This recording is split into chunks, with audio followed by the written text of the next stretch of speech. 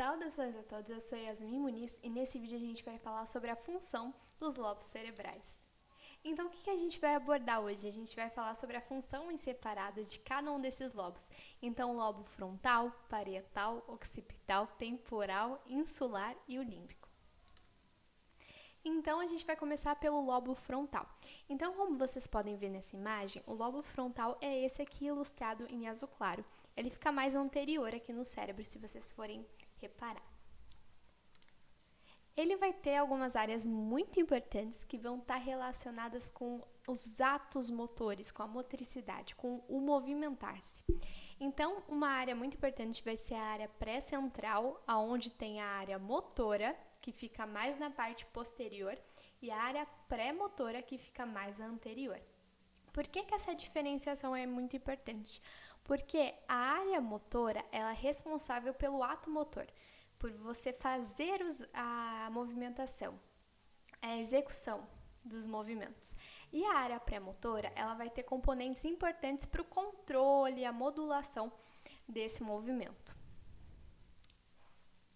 Então, uma parte muito interessante é a representação no giro pré-central das partes do corpo, dos movimentos. Então, se a gente fosse analisar assim, a representação do movimento, do membro, em relação ao cérebro, o que a gente veria? A gente veria uma imagem dessa aqui. E o que ela está mostrando pra gente?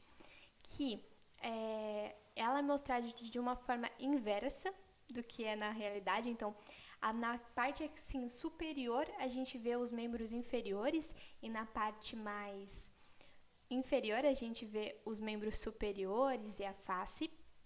E além disso, a gente vê um componente muito interessante, que é o quê? Se a gente for comparar, por exemplo, o pé e a mão, nós percebemos que o tamanho do pé é muito, muito menor do que da mão. Por que isso acontece? Porque as áreas que necessitam de mais habilidades, que necessitam de mais habilidades para serem executados os movimentos, elas têm uma representação maior. Porque, concorda comigo, a complexidade dos movimentos da mão são muito maiores do que do pé, por exemplo, normalmente. Então, por isso, essa representação. Bom, no lobo frontal tem uma área muito importante que é a área de Broca, que é a área responsável pela motricidade da fala. Entenda isso, ela é responsável pelo ato de falar.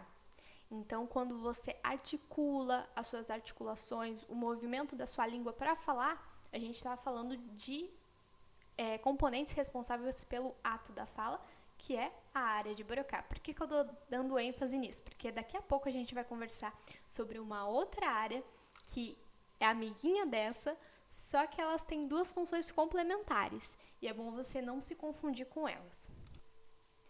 E além desses atos motores relacionados com o lobo frontal, a gente vai ter uma área muito importante que é a área pré-central, que vai ter responsabilidade com o quê? Com a personalidade do indivíduo, com a questão do discernimento, a tomada de decisão. Então, além da parte motora, tem essa parte cognitiva, de personalidade, de tomada de decisão. Por exemplo, se uma pessoa tiver uma lesão nessa área, ela vai ter comprometimento na personalidade que ela tem. Talvez ela fique agressiva, talvez ela fique inapropriada para o meio. Até tem um termo, um jargão que eles usam que a pessoa está frontalizada, porque ela teve uma lesão nessa área e os comportamentos dela não estão condizentes com o que eram antes ou com a própria realidade.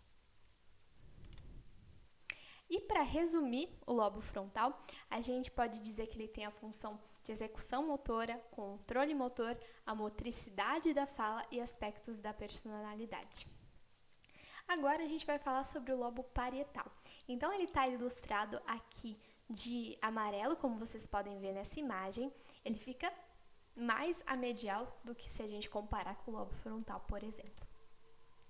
Então, ele vai ter as áreas somestésica primária, somestésica secundária e a área de associação somestésica. Se você não está acostumado com essa palavra, então tenha em mente que somestesia está relacionado com sensação, com sensibilidade. Então aí a gente já tem um spoiler do que qual que é a função do lobo parietal.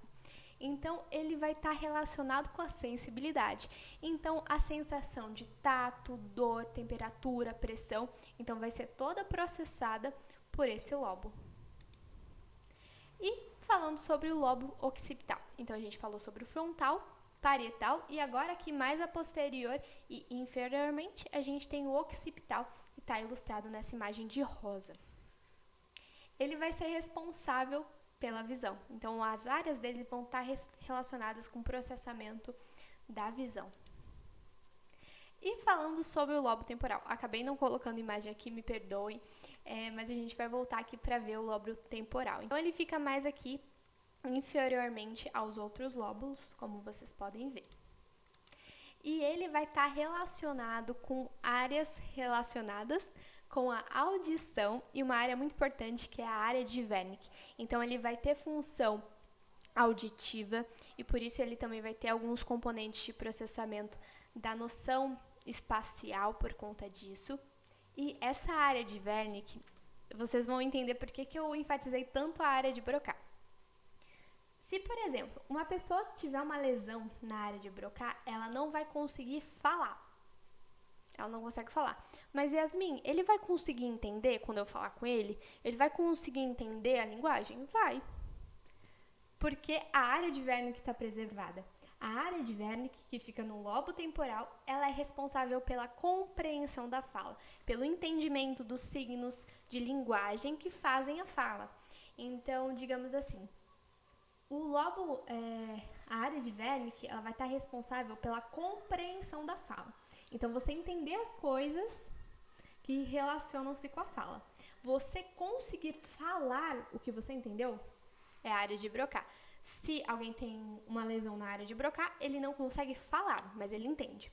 Se ele tiver uma lesão na área de Wernicke, ele pode até emitir sons, ele pode até emitir o som sem problema nenhum. Entretanto, ele não vai entender, talvez, o que ele está falando e o que estão falando para ele, porque ele perdeu essa percepção da compreensão da fala.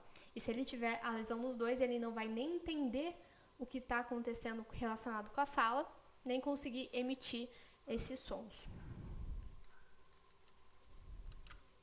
E falando sobre o lobo insular. Então, vocês veem aqui pela imagem que ele fica mais interiormente do que os outros lobos. Então, a gente tinha o frontal, o occipital aqui, o temporal, parietal. Ele fica mais interiormente desses lobos.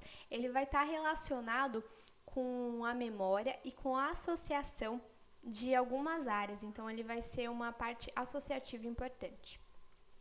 Além disso, a gente tem o lobo límbico, que ele vai estar relacionado, o nome já dá algum spoiler, com as emoções, com o aprendizado e também com a memória. Bom, a referência que eu utilizei para fazer essa apresentação foi o livro Neuroanatomia Clínica, de Snell. Ele é um ótimo livro de 2021, super atualizado, e se você for da UMC, tem na biblioteca virtual, então corre lá. E é isso, eu espero que tenha ajudado vocês e bons estudos!